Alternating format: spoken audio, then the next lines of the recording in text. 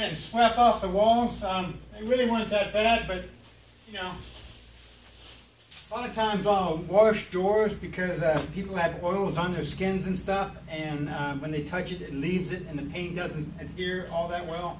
This is a little bit of vinegar and water. I already mixed it together. I don't use very much. And then I mix a little bit of alcohol in it. Not drinking alcohol, rubbing alcohol. Not a lot either, just, you know, a capful, not a capful, but a quarter of a cup or something like that. Just a quick rub down on the jams. And around the outlets. Well, not really the outlets so much, but the wall switch. I generally like to wash the wall switch at the same time, just because it only takes a second. But you don't want to get it too wet and too much alcohol in it, because alcohol is flammable, and you hate to catch some alcohol on some wires. I don't know, it's never happened to me, but I imagine it probably could. So you wring it out, and hardly any water will even come out of it. It's just damp. People kick the doors with their feet and leaves all kinds of stuff on it. Especially around the handle or the doorknob. The nice thing about this vinegar and alcohol mix is you really don't have to rinse it. It evaporates, doesn't leave a film, and the paint goes right over it, no problem. Now I generally like to give the doors a quick sanding just to roughen them up so the paint sticks a little bit better. And I don't spend a lot of time, I just get it quick.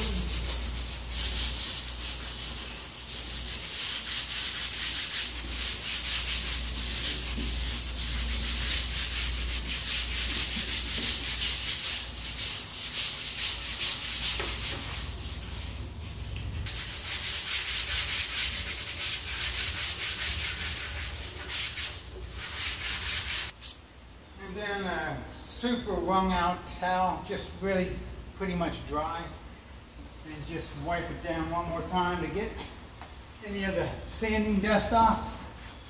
Then I went around and puttied all the holes, put a little of the putty on my fingers and just kind of rubbed it in all the holes. And some of them have a little raised area where they had put the nail in at an angle and the drywall kind of puffs out. So I like to go by with a scraper and I turn the blade so that it actually cuts. Going like this. If I just butt it into it, it really doesn't, you know, cut it. It just kind of knocks it and pounds it. Actually, sometimes it makes it even worse. I generally don't use a putty knife because then it makes a bigger mess. I just kind of work it in. And I take the excess off. And use a putty knife, you end up with a big patch like this. And all I'm really trying to do is fill this one little spot. Now it's always good to stir up your paint even though it was shook at the store, because sometimes it's not shook properly and there's stuff at the bottom. In this case it's pretty good. They always give you a stick, so go ahead and take the stick, give it a couple good stirs.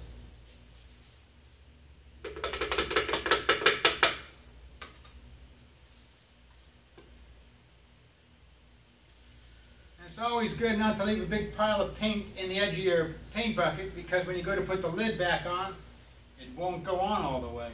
Duh! The paint will dry in the edge and it won't go on.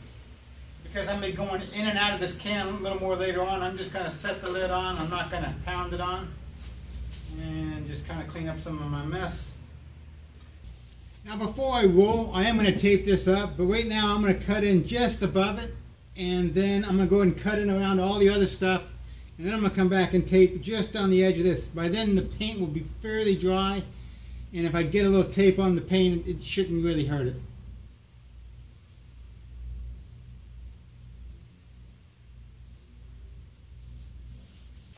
Now I usually paint the outlets or around the outlets as I come to them when I'm doing around the baseboards. Because I want them to also be dry before I put the tape on them.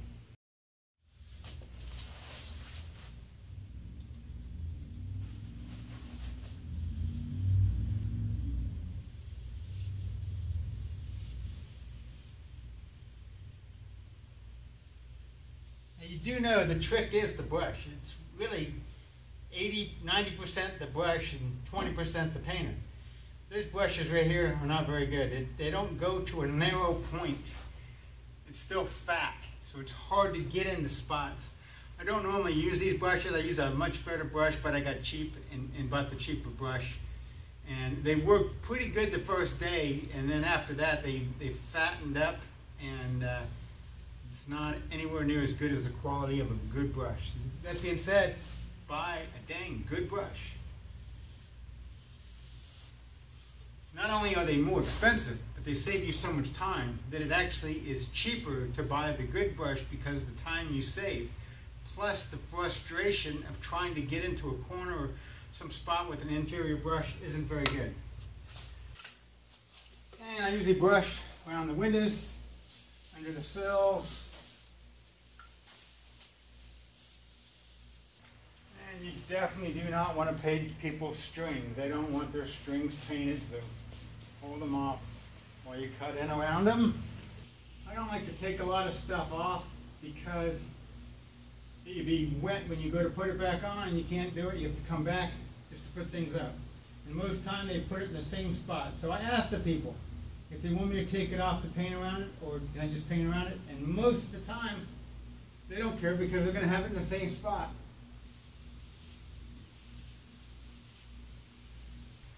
A lot of times I like to hit some of these marks because this is a one coat job, and a lot of these marks will not cover in one coat. A couch or something was up against this. Now I'm going to cut around the ceiling.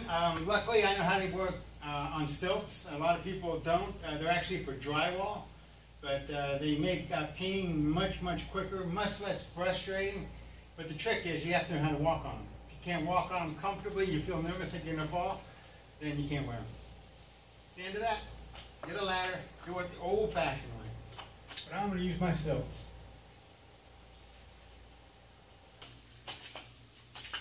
But you do have to watch out for ceiling fans, because you don't think about, especially wearing a hat, peripheral vision is kind of blocked. You walk along and dink. So gotta be careful. Ceiling fans are the worst enemy. That and walking on plastic.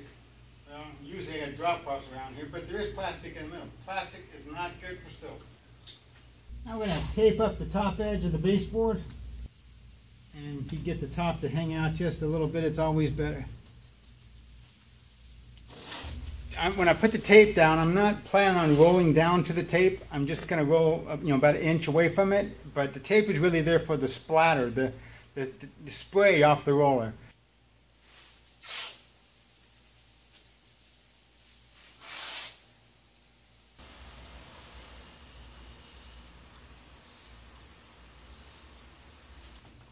A lot of things homeowners do to make their paint job frustrating. One is they don't have enough drop cloths.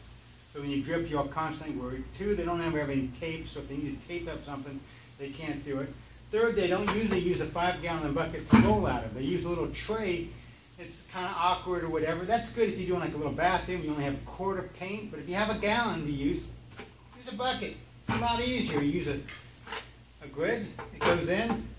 Roller. You get a good quality roller. And a good quality roller handle makes all the difference too. I usually dampen my roller a little bit. I used it yesterday so I can still feel it's a little bit damp, but usually I wet it and then I spin it like this to get it kind of dry. Or I use a garden hose and spray the edge of it and it spins real fast. And then I go to work. Now I got the bucket ready, I put the paint in it. Oh, another thing they do is they don't usually use a pole. This is terrible to paint like this. It's frustrating, it's aggravating, it's just terrible. You should get a good rolling pole. Even a cheap broomstick handle is better than that. Most of them have the same threads. You can use that. If you get an extended pole, like this one here, it's telescoping. So you can change different sizes. This one's a little bit long for inside. It's more of an outside one. But for this job, because it's empty, there's no furniture in here, this will be fine. I could use this. I have one that's about this long, so I can shrink it down when I'm doing little hallways so I don't bump into the back wall. Now there's just a couple things you really need to know about using the bucket. One is do not submerge the whole roller in the paint. That just makes a mess. It drips off of all the metal, the frame, all that stuff. You just dip it in about halfway down. Halfway is back there. Just half the roller in. And you bring it up onto the tray and rub it back and forth a couple of times. And then just go to work.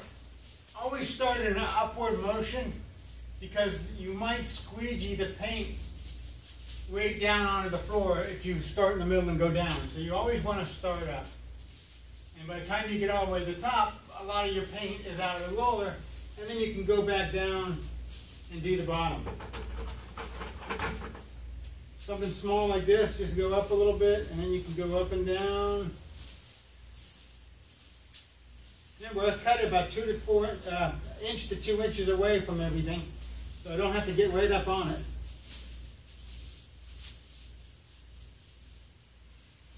Although it does benefit you to get fairly close to a lot of stuff, because sometimes there'll be a difference in paint, because actually you have 2 coats right here and only 1 over here.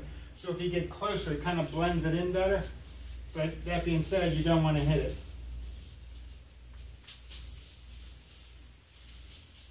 You also want to keep a close look at your drop cloths, because you can step on them and pull them back by accident. So double check and make sure you kick them up against the baseboard.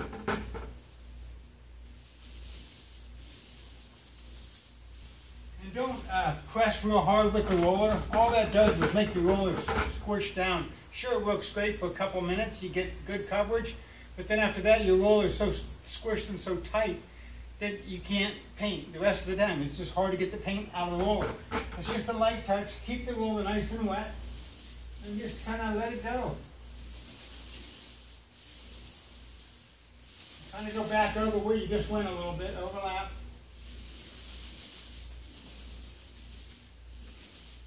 You can hit a couple spots.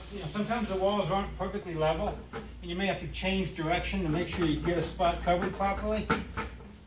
Well, that's it. All I got to do now is clean up and go home. Like my videos, please subscribe. And there she is. Now they just got to come in and clean the carpet and move the furniture back. That's not my job. It's somebody else's.